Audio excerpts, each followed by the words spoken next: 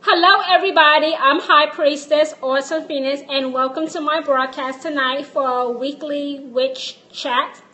Be sure that you are following me on my social media platforms at Facebook Magically Blessed, on Instagram Autumn_Phoenix1, on YouTube at Autumn Phoenix, on Twitter at Priestess Autumn, and here on Periscope at Autumn Phoenix.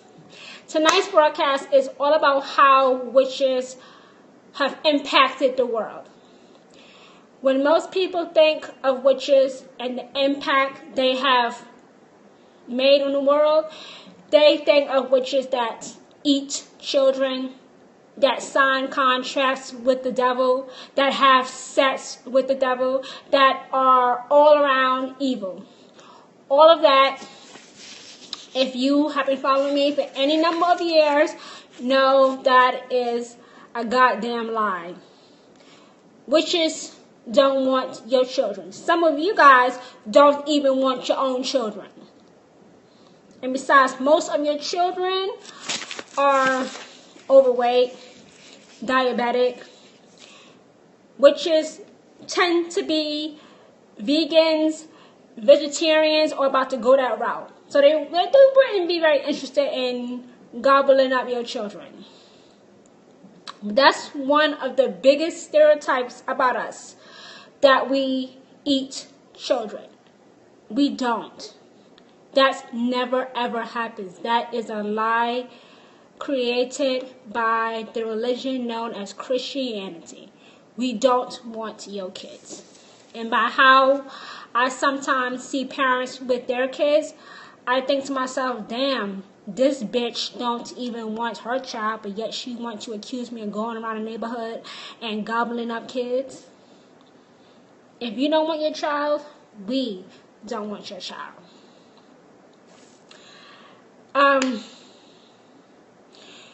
During the Middle Ages, healers were women. These wise women were important and respected in their villages, and they provided magical services such as non-medical spells and divination in addition to their healing.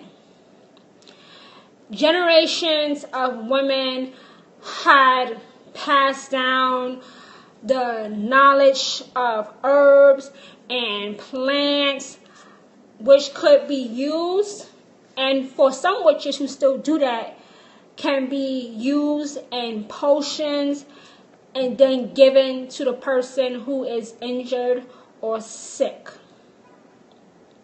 These women had knowledge on how to gather certain plants when they knew when that plant was very potent, citing exceptionally magical dates and times, and included a little bit of magical practice into their brews to ensure success, such as lighting candles, casting spells, and invoking spiritual assistance. Sometimes even getting their own ancestors involved to help with a spell. And that's all things that witches today still do. I do that. Sometimes, not all of the time, but sometimes I work with spirit. Sometimes I work with my ancestors. Sometimes I just go off and do my own thing, which is perfectly fine because there are no rules in witchcraft. There are no rules as to what a witch can and can't do, or what a witch should and should not do. If a witch knows his or her stuff, they can do whatever they want whenever they feel like it needs to be done. As the Renaissance started up, as it began, these women became a threat. They became a threat for the medical establishment which was working to formalize and regulate the practice of medicine. Women who continued to practice healing locally were now treated with suspicion and often brought up on charges of witchcraft, especially if the patient didn't get better or actually died. Now, in regards to that, a witch will tell you what's the best thing you can do to heal an illness, but you still have to do your part. You still have to take the medicine. You still have to see an actual physician. Today in 2019, a witch can tell you a particular herb or plant can help you alleviate the symptoms, but you still have to go to a doctor as a safety net. You do not want to rely completely on the witch, and any responsible witch will tell you that too. Do not completely rely on me. Even though I'm a priestess, you don't completely rely on me when it comes to medicine.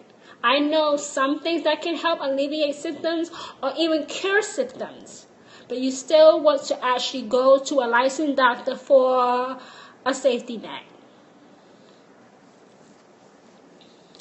By turning to nature for healing instead of divine intervention from God, these women were automatically heretics. They were automatically called heretics most of the time to their face. I've been called a heretic to my face hundreds and hundreds of times. Women were seen as particularly susceptible to the devil's influence anyway, and any healing work they were doing outside of the church's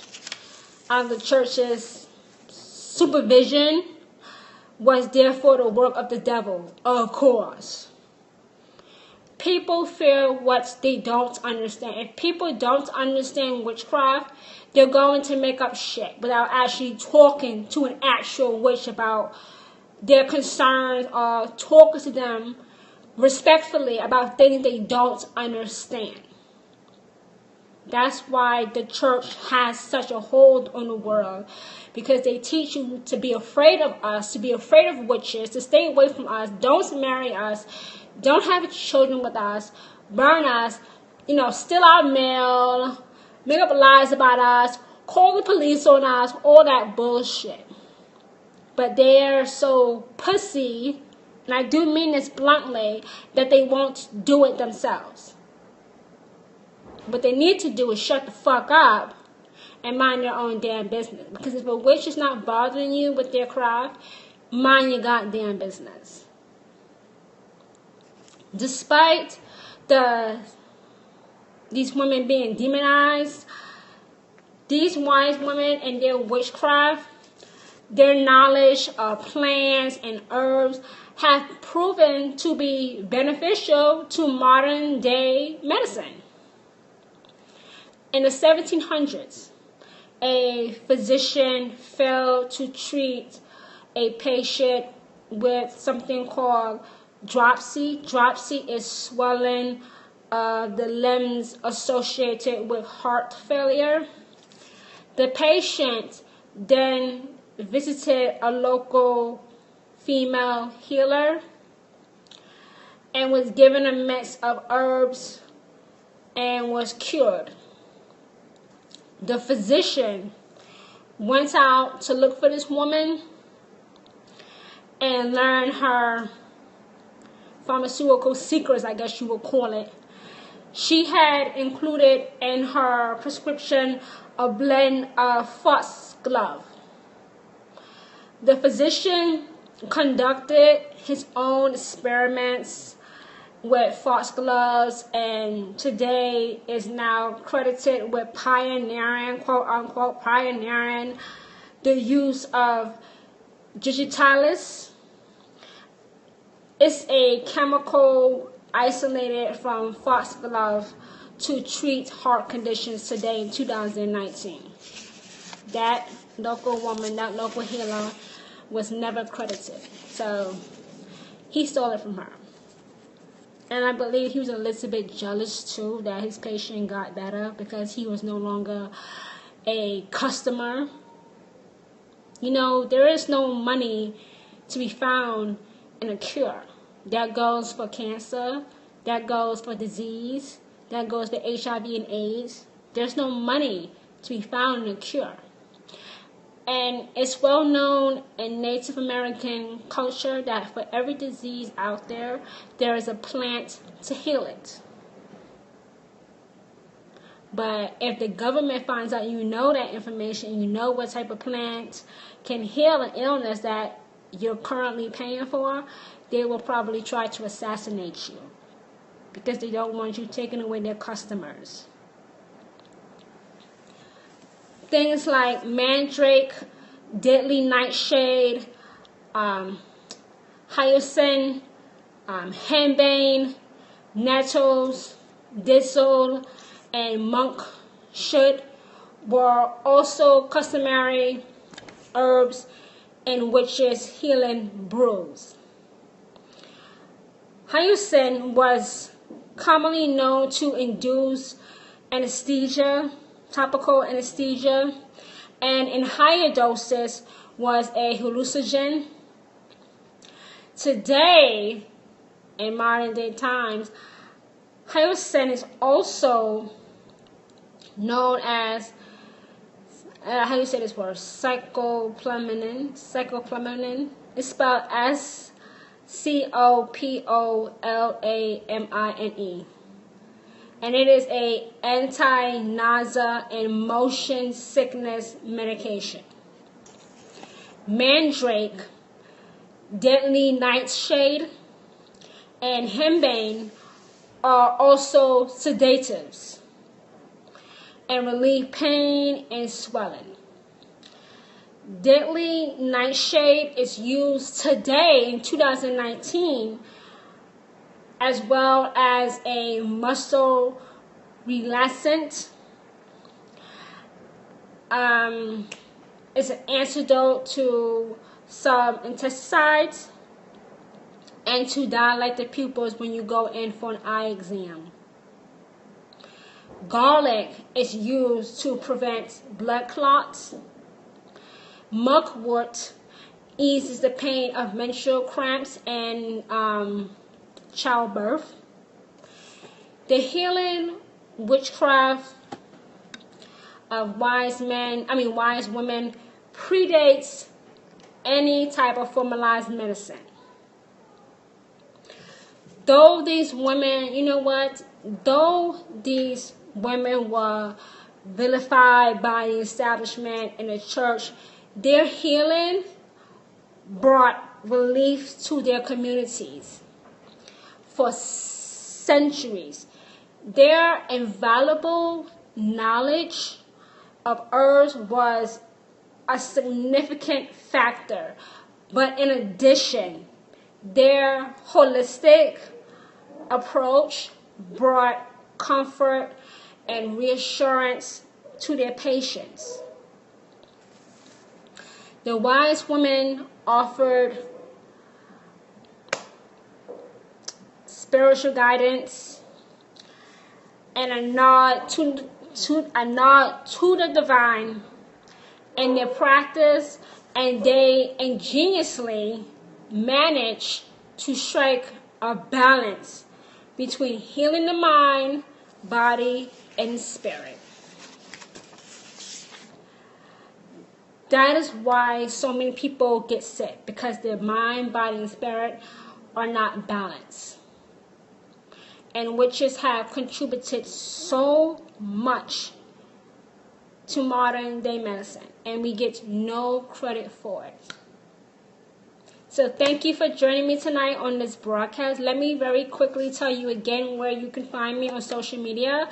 Find me on my Facebook page, Magically Blessed. Find me on Instagram at autumn_Phoenix1. Find me on YouTube at Autumn Phoenix. Find me on Twitter at Priestess Autumn. Find me here on Periscope at Autumn Phoenix. Thank you, everybody, and I will be speaking to you guys shortly. Bye, everybody.